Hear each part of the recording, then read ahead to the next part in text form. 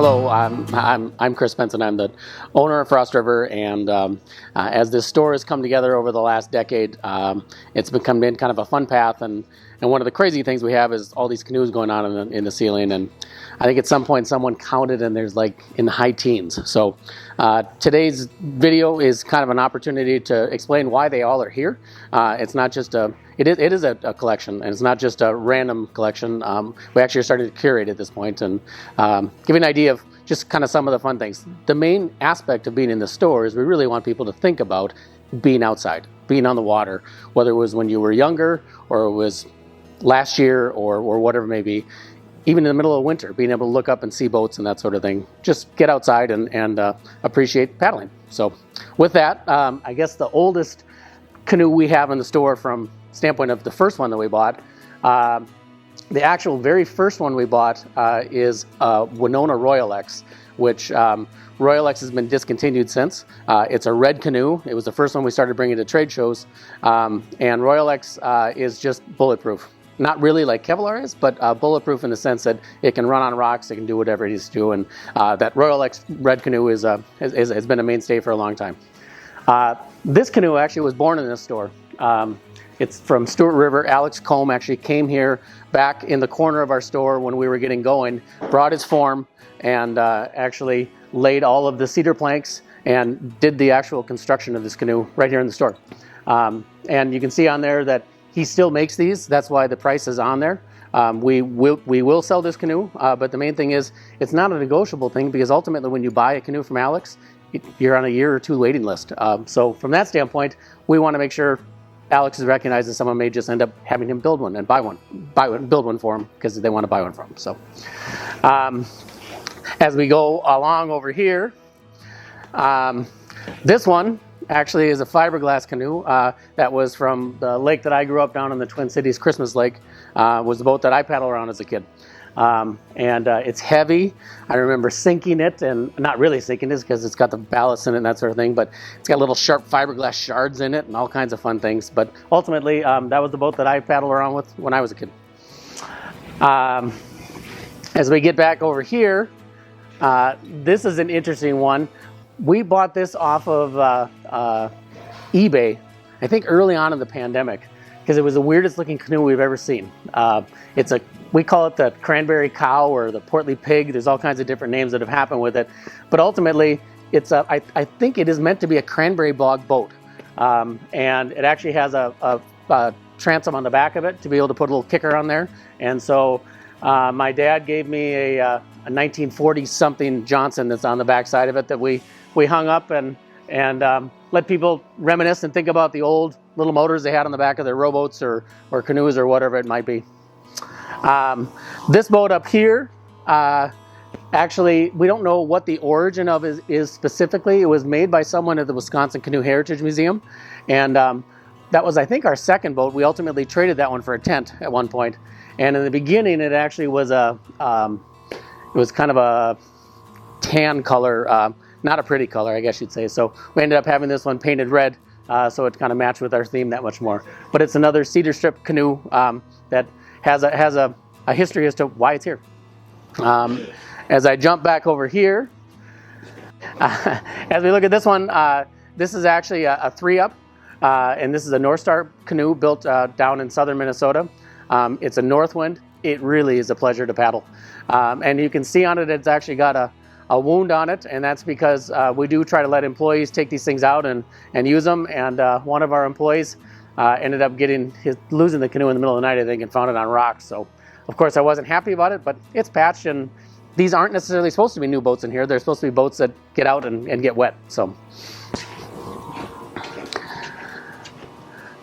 this was the second boat that we actually had Alex from Stuart River come in and craft in place. We wanted to have a solo canoe. So ultimately, this is his, I think it's called a Mon Ami. And he built this one, I think 2 years after the first one was built, again, here in the store. And as a solo canoe, if people really aren't into canoeing, they don't understand what a solo canoe is. So it's kind of fun to see it and see that it's not tandem in the front and the back, that you actually sit in the middle there and paddle away on your own, and people do solo trips. So that's why we have that solo canoe. This one that's back up here, we actually don't own. It's owned by canoeing.com. The owner of canoeing.com actually sells our bags online and that sort of thing. And because of this neat collection of canoes that we have here and that sort of thing, it's another one that's got a transom on the back, a square back. This is actually his boat just here being stored, and another unique one to kind of look at.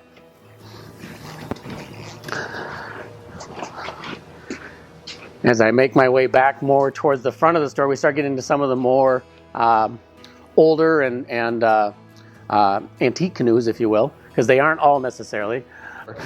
This canoe we just picked up in the last year and a half. It was restored by a local craftsman who restores canoes.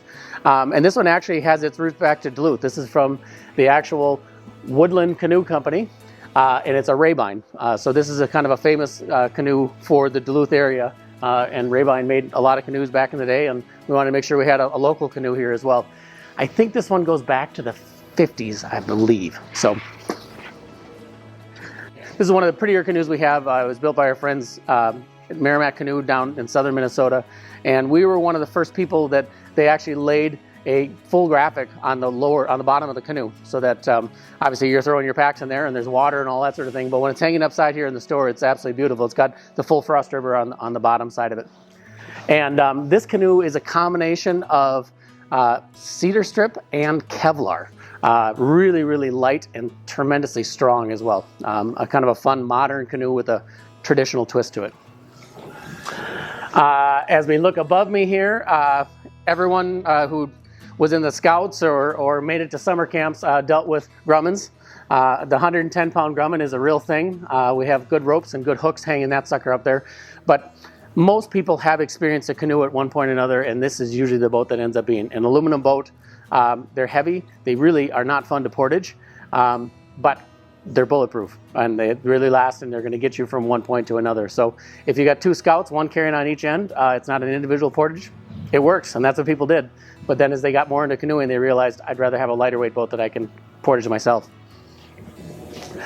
This is another one that's aluminum. It's a fun one. This is a Lund aluminum that I was out at my father-in-law's house, and it was his hunting boat back when he used to hunt with his friends and his brother and that sort of thing. And it's painted green, and it has moss on it and that sort of thing from sitting outside at their house. But the fun part about it is in the front, on the bow area, there's an aluminum plate that's been welded on.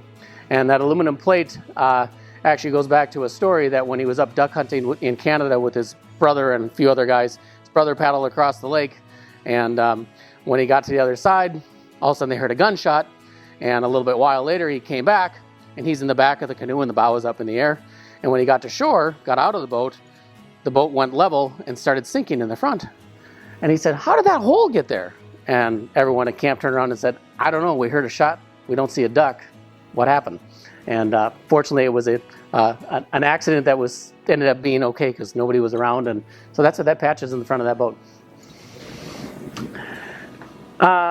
As we make our way around here, we've got kind of a fun collapsible kayak.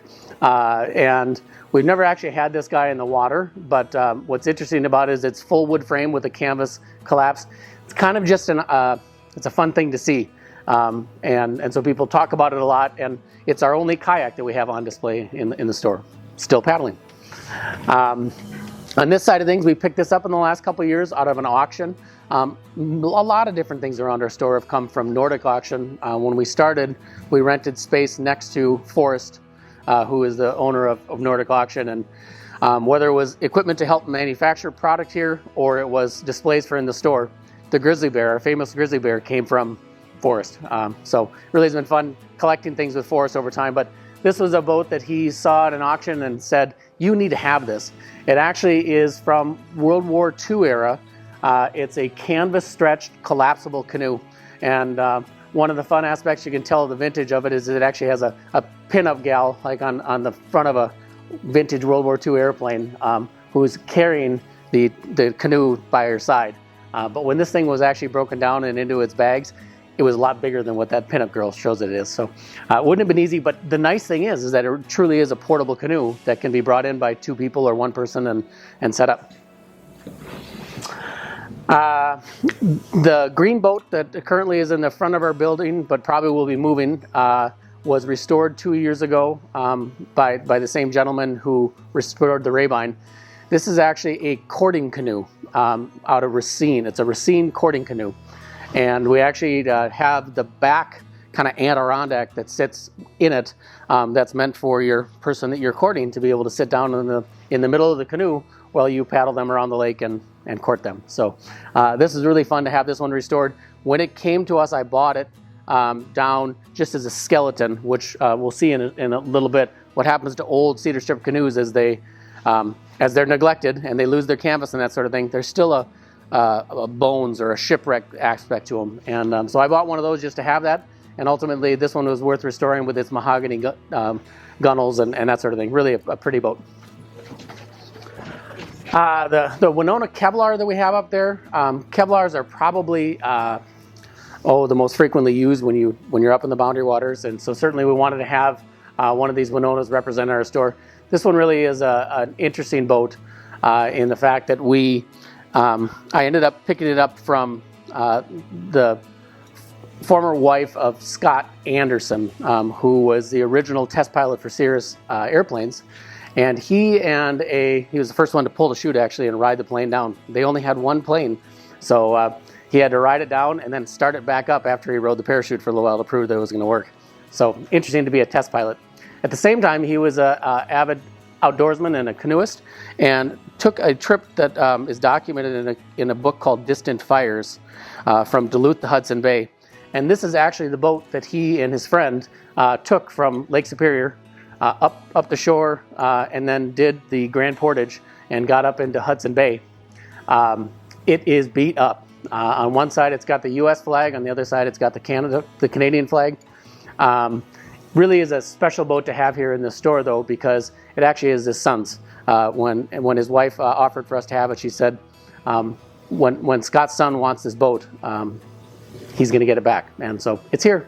And it's a great story about a tremendous voyage that used to be done a lot. And these guys did this about 25 years ago, I think, or something like that. So as we move along over here, we picked up this canoe. It's an Old Town, probably our oldest boat that we have in the store. It's a 1944, I believe. We still have the original paperwork and all the stuff that comes along with it. And it's in tremendous shape. What really is fun about it being a 1944 Old Town, Old Towns are from out in Maine, and they're an East Coast boat. What's interesting about this one is in 44, it was actually built by the old timers. All of the younger people were sent off in service around to fight in World War II. And so as a result, this one has pristine gunnels, and the wood and attention to detail that actually is put into this for those who really are into old historic canoes is amazing. The unique aspect of this is that the old timers built it so that they know the craft and the precision on all the ribs that were formed are perfect. And at the same time, another really unique aspect is that it has what I believe is aluminum for the skid plates. And usually boats have brass for skid plates, but during World War II, brass was in such short supply, so this actually has a silver skid plate on it that you'll notice. Behind that is where I made reference earlier to a boat that is in its raw. And this is a boat that we haven't really decided yet if we're going to restore it. We want to know a little bit more about it, where it came from, what the history of it is from a canoe builder standpoint. And at the same time, as I said earlier, it's kind of fun to be able to see. One of the things I want to have inside of the store is the ability for a grandparent or a parent to be able to walk around with a young kid and point out some of the stuff that's in here. And stuff doesn't just happen. Stuff is made and stuff is built and stuff is used. And getting outdoors is really something that's passed on from generation to generation, you hope. And kind of being able to point some of these old things out is a fun aspect of our store. All right, so this is we're always, as I said, kind of curating and trying to create the unique experience to talk about all the different things in the air and the boats around here. This boat we just recently purchased from Cliff Jacobson, which we have a pack that Cliff helped in the design aspect side of things called the Cliff Jacobson pack, based off of a Nessmuck. And ultimately, Cliff goes back in the roots of how Frost River came to be as a brand and the name Frost River. And the Frost River is, as he says, and many of the quotes that we have tied into our marketing materials, that the Frost River is one of his favorite passages in the Boundary Waters. But this boat actually was not a Boundary Waters boat. Cliff brought this up to the Arctic Circle, and it's all set up for major whitewater rafting and whitewater canoeing. So it actually has spray skirts that go with it that we'll have on display. It's got foam pads that are glued down into the bottom of the boat so that you can actually get down and ride through rapids and that sort of thing. This boat has seen a lot of action, and Cliff, hopefully we'll learn more about it once we get it up on display and get Cliff to kind of talk about it. But just for fun also, we had Cliff actually sign the boat as we're going to throw it up in the store.